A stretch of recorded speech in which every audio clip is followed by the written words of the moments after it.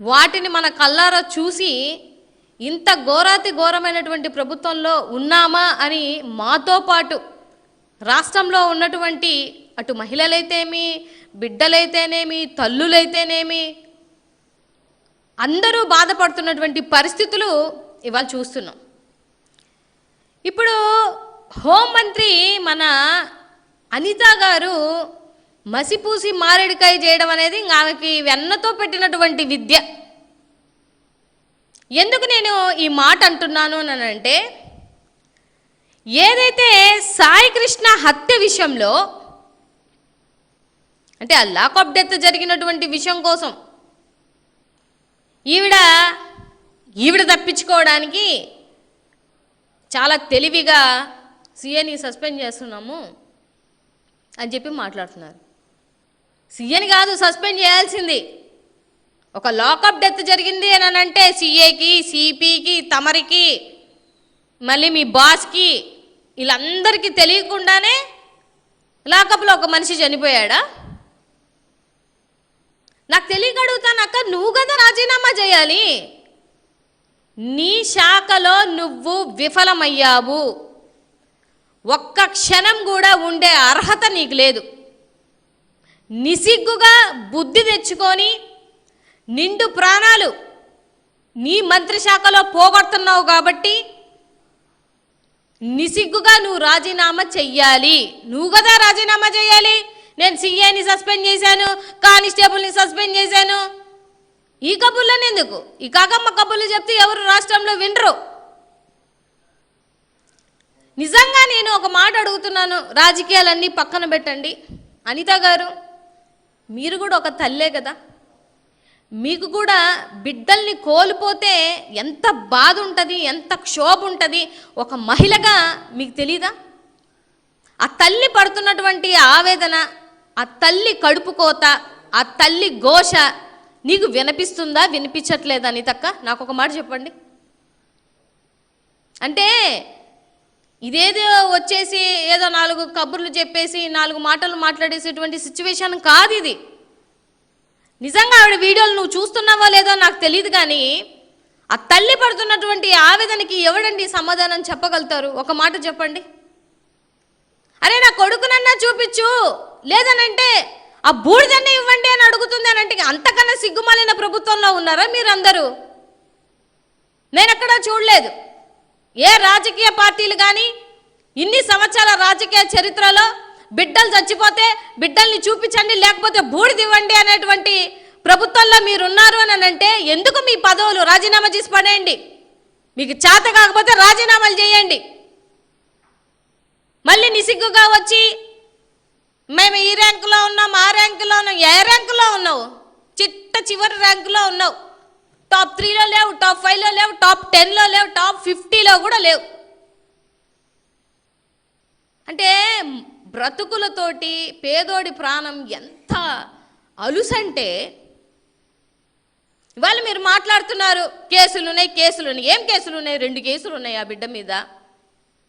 మీ పార్టీలో ఉన్నటువంటి ఎమ్మెల్యేల మీద కేసులు లేవా? చింతమనేని గారి మీద 94 కేసులు ఉన్నాయి. ఏం చేశారు?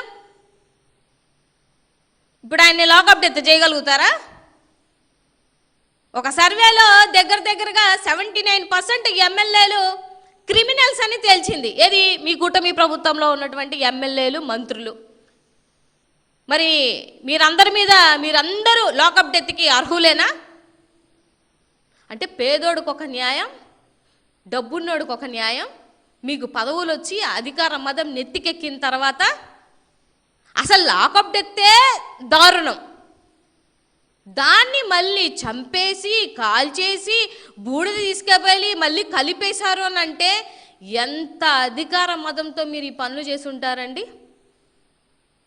అసలు ఆ ఫోటోలు చూసినా, కన్నతల్లి ఆవేదన చూసినా ఒళ్ళంతా ఒకలాంటి ఫీలింగ్ వస్తుంది. అంత బాధ కలుగుతుంది ఎవరికైనా. మన హోంమంత్రి అనితకి మాత్రం అబ్బే చీమ గుట్టినట్టు కూడా లేదు ఆమెకి. ఆమె రిప్లైలు కూడా చూడండి ఎట్లా ఇస్తుందో. ఏదో నా ఇంట్లో కాదు కదా జరిగింది, ఎవరికో కదా, ఎవరో ఆడబిడ్డకి కదా. మధ్యలో ఈ బ్రోకరిజం చేశాడంట ఓ పెద్ద మనిషి, 50 లక్షలకి సెటిల్మెంట్, జనసేనకు సంబంధించినటువంటి ఇన్ఛార్జి. అరెస్ట్ చేశారా? యాక్షన్ తీసుకున్నారా? ఏం ఆయన ఎందుకు వదిలేశారు? సీఎం మీద ఎందుకు పడ్డారు? మొత్తం ఉన్నటువంటి ఆ రోజు సంఘటనలో ఉన్న వాళ్ళందరినీ సస్పెండ్ చేయండి, చేసి తమ రాజీనామా చేయండి. అప్పుడు జనాలు కాస్త కాకపోతే కాస్తైనా మిమ్మల్ని హర్షిస్తారు. సర్లే, చేసిన తప్పుకైనా క్షమాపణ కోరుకుంటూ ఇలాగన్నా రాజీనామా చేసిందేనని. రాజకీయ చరిత్రలో నీలాగా దరిద్రంగా హోంశాఖలో చేసినటువంటి ఏ మహిళ లేడు, ఏ మంత్రి లేడు. ఇది మాత్రం నువ్వు చరిత్రలో నిలుపుకుంటావు. ఇంకోటి ఏంటి చెప్తుందంటే ఉక్కుపాదం మోపుతుందంట. గంజాయి మీద తమరు ఏ పాదం మోపుతున్నారో అందరికీ తెలుసు. వీళ్ళు మోపేటువంటి పాదాలు ఎటువంటి అంటే అమాయక యూత్ని ఏదో వాళ్ళు ఏదో చిన్న కేసులలో వాటిలలో ఇరుక్కుంటారు, ఇరుక్కొని వీళ్ళే తీసుకెళ్ళి డ్రగ్స్ వాళ్ళకి అప్పచెప్పేసి ఆ డ్రగ్స్ వీళ్ళే పట్టించారని చెప్పేసి ఇదిగో రోజు రోజుకి వీళ్ళని హరాస్మెంట్ చేస్తే కొంతమంది సూసైడ్ చేసుకుంటున్నారు, లేదంటే మీరు లాకప్ డెత్ చేసేసి మేము ఉక్కుపాదం మోపుతున్నామంటే ఇది ఒక కొత్త ట్రెండ్. ఆ నెల్లు వాళ్ళతో సావాసం చేస్తే వాళ్ళు వీళ్ళు అవుతారు అన్నట్టు మంచి మంచి స్క్రిప్ట్లే చేస్తున్నావు అనితక్క. దొరికిపోతావు, కాకపోతే దొరికిపోయావు కూడా ఇన్ఫ్యాక్ట్ చెప్పాలేనంటే. సో మీరు అమాయకుల్ని టార్గెట్ చేసి గాంజాయి ఈ రాష్ట్రంలో ఎక్కడ తిరగట్లేదా? ఎక్కడెక్కడ తిరుగుతుందో మమ్మల్ని చెప్పమంటారా? పట్టుకున్న తర్వాత కూడా ఎంతెంత లంచాలు తీసుకొని వదులుతున్నారో చెప్పమంటారా?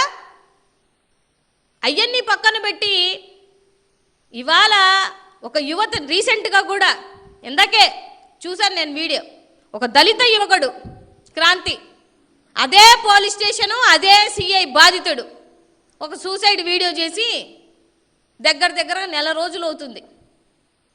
ఏం చేస్తున్నావు తల్లి నువ్వు? అంటే నీకు తెలియకుండా జరుగుతుందా? నీకు తెలిసే జరుగుతుందా?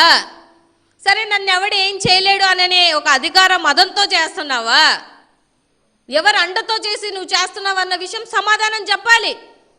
పొద్దున్న లేస్తే దళిత మహిళని అంటావు కదా, చనిపోయాడు నీ దళిత సోదరుడు, చేతనైతే న్యాయం చేయగలుగుతావా? చేయలేవు. అంటే నువ్వు దొరికినప్పుడల్లా, నువ్వు తప్పు జరిగినప్పుడల్లా దళిత కార్డును మాత్రం వాడుకుంటావు, ప్రజలకి ఏమీ చెయ్యవు. ఏ దళితుడికి న్యాయం చెయ్యవు, ఏ దళిత మహిళకి న్యాయం చెయ్యవు, అసలు మహిళలకే న్యాయం చెయ్యవు. నువ్వు మహిళలకి న్యాయం చేసి సంరక్షణగా ఉండింటే నీ ర్యాంకు మంచి ర్యాంకులో ఉండేది, అట్లీస్ట్ టాప్ 3లో ఉండేదానివి కదా. అతునికి సంబంధించిన బిడ్డ విషయంలో కూడా 10 రోజుల తర్వాత సోషల్ మీడియాలో అందరినీ నీ ఏకి పడేస్తే నేను వెళ్ళేవంట. ఇది నీ పరిస్థితి. అంటే ఇంత దిగజారిపోవడానికి కారణం ఏంటి? నీ పదవి కాపాడుకోవడానికా? కేవలం నీ పదవి కాపాడుకోవడానికా? ఇలా చేస్తే శవాల మీద పేలాలు ఏరుకునే రకం అంటారు. ఇలా ఒక తల్లి క్షోభ పెట్టి ఒక బిడ్డను చంపేసి ఆ రక్తపు కూడు నువ్వు తిన్నా నీకు సహించదు, నిజంగా సహించదు. ఆ తల్లి ఘోష మీ కూటమి ప్రభుత్వానికి ఈ 3 సంవత్సరాలు డెఫినెట్గా దీనికి కర్మ అనేది అనుభవించక తప్పదు. ఆవిడ కన్నీటికి సమాధానం చెప్పాల్సినటువంటి బాధ్యత మీ మీద ఉంది. సో ఇవాళ తెలివిగా వచ్చేసి లేదు నేను సీఎని సస్పెండ్ చేశాము అయిపోయింది విచారిస్తావు. ఏం విచారిస్తావు? ఏముంది విచారించడానికి? చంపేసి బూడిద చేసేసారు. ఇంకా విచారించేది ఏందమ్మా నువ్వు? నాకు తెలియగడుగుతాను. మేము విచారించాలా? లేకపోతే ఏదైనా సపరేట్గా మంచి సిబిఐకి ఇవ్వాలి, లేకపోతే సిట్టింగ్ జడ్జికి ఇవ్వాలి. మీ చేతుల మీద ఉంటే ఎప్పుడో మాయం చేసేవాళ్ళు. ఆ ఫోటోలు వీడియోలు వాళ్ళ తల్లిదండ్రులు లేకపోతే వాళ్ళ మావయ్య వచ్చి మిమ్మల్ని నిలదీసి నిగ్గదీసి అడుగుతుంటే సమాధానాలు చెప్పలేక నెల రోజుల తర్వాత ఇప్పుడు సస్పెండ్ చేశారు. అంటే తెలివిగా యూటర్న్ చేయడాలు నీకు బాగా అలవాటు కాబట్టి, అన్యం పుణ్యం తెలిగిన వాళ్ళని అడ్డం పెట్టుకొని ఏమైనా చేస్తావు కాబట్టి, నిజంగా నేను రాజకీయాలకు పక్కన పెట్టి నేను నిజంగా అడుగుతున్నాను అనితక్క, నీకు తల్లి అనే ఒక హృదయం ఉంటే మాత్రం ఆ బిడ్డలకి న్యాయం చేయి. నాకైతే నమ్మకం లేదు, నువ్వు న్యాయం చేయలేవు, న్యాయం చేసే ఆలోచన కూడా నీకు లేదు. అందుకని నువ్వు రాజీనామా చేయి. నీ చేతిలో నీ ప్లేస్లో ఇంకొకరు ఎవరొకరు మంచి వాళ్ళు వస్తే వాళ్ళన్నా చేస్తారు కదా. అంటే రోజు రోజుకి అడ్డగోలుగా కేకులు అంటే ఎట్లా తెలుసా, ఒక బర్త్డే పార్టీకి కేక్ కట్ చేసిన వాళ్ళకి 3rd డిగ్రీ, కోడి కట్ చేసిన వాళ్ళకి 3rd డిగ్రీలు, మంచి పోస్టులు పెట్టిన వాళ్ళకి కూడా 3rd డిగ్రీలు. మీరు టార్గెట్లు చేసి నెలల తరబడి వాళ్ళని ఇబ్బంది పెట్టి గోళ్ళు పీకేసి వాళ్ళ మర్మాంగాల మీద దెబ్బలు కొట్టి 5 రోజులు 10 రోజులు 3 నెలల నుంచి వాళ్ళని హింస పెడితే చచ్చిపోక ఏం చేస్తారమ్మా? చచ్చిపోక ఏం చేస్తారు చెప్పు? చాతనైతే తీయండి. సాయి కృష్ణ స్టేషన్కి వచ్చిన రోజు నుంచి ఇప్పటి వరకు ఏం జరిగింది స్టేషన్లో? అన్ని సీసీ క్యామ్స్ ఉంటే మొన్నే సీసీ క్యామ్స్ అన్ని బాగా చేయించాను అన్నావు కదా, ఆ సీసీ క్యామ్స్లో ఏమేమి ఉన్నాయో మొత్తం తీయించు. సిఐ సిపి అలాగే నువ్వు మీ ముగ్గురు కాల్ చీట్లు ఏమేమి మాట్లాడుకున్నారో ఒకసారి బయటికి తీస్తే దొంగలు ఈజీగా తెలిసిపోతారు. సామాన్య ప్రజలు కూడా సలహాలు ఇస్తారు, అవన్నీ తీసుకోండి. ఎందుకంటే మీకు సలహాలు తీసుకోవడం ఇష్టం ఉండదు, పరిపాలన చేయడం చేత కాదు, ప్రశ్నిస్తే కోపాలు వస్తాయి. మరి మీ బాసు దీని మీద కన్ను ఎర్ర చేశారో, ఉరిమి చూశారో, కోప్పడ్డారో ఇంకా తెలియట్లేదు మాకు. సో ఇంత నిసిగ్గమైనటువంటి పరిపాలనలో ఉన్నారు కాబట్టి అమాయకులు పేదలు వాళ్ళ జోలికి వెళ్ళి మీ పెత్తనం అంటే ఏదో జులుం చూపించినట్టు వాళ్ళ మీద జులుం చూపించడం అనేది అదేం పెద్ద చేతనైన పని కాదు. అనిత గారు, నీకు చేత కాదు. ఈ పదవిలో నువ్వు ఉండడానికి 1% కూడా అర్హురాలివి కాదు.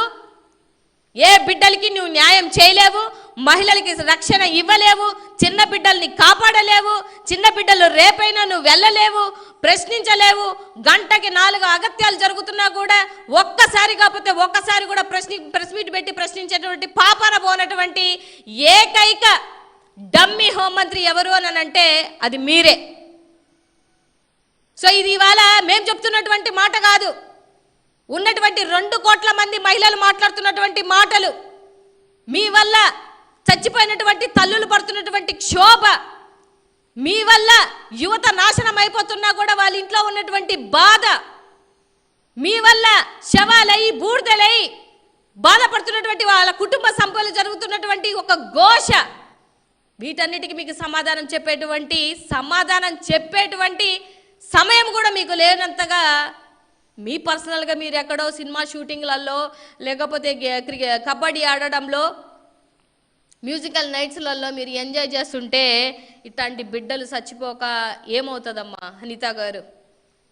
సో నేనైతే అందరి తరపున ఆ బిడ్డల తరపున మీరు వదిలేసిన మా జగన్మోహన్ రెడ్డి గారు మాత్రం వదలరు. మీరు న్యాయం చేయకుండా ఉన్నట్లయితే మాకు ప్రభుత్వం వచ్చిన తర్వాత జగన్మోహన్ రెడ్డి గారు ఎవరెవరైతే ఇందులో ఉన్నారో ఒక్కరిని కూడా వదిలిపెట్టే ప్రసక్తి లేదు.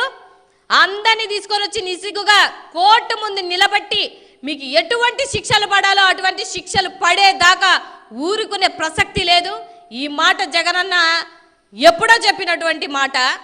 రోజు రోజుకి దిగజారిపోతున్నటువంటి మీ లాండ్ ఆర్డర్ని త్వరలో కంట్రోల్కు తెచ్చేటువంటి బాధ్యత మేము తీసుకుంటాము.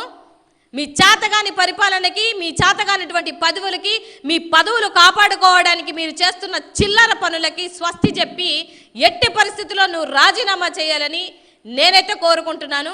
రాజీనామా చేయడమే కాకుండా అనవసరంగా ఇలాంటి బిడ్డలు అంటే అనాథ బిడ్డలు అవ్వచ్చు, పేద బిడ్డలు అవ్వచ్చు, అన్నసరిగా వాళ్ళ ప్రాణాలు తీసినటువంటి ఆ కర్మ అయితే నీకు, నీ పార్టీకి, మీ కూటకి మాత్రం తప్పకుండా తగులుతుందన్న విషయాన్ని గుర్తుపెట్టుకోమని ఈ సందర్భంగా తెలియజేస్తున్నాను.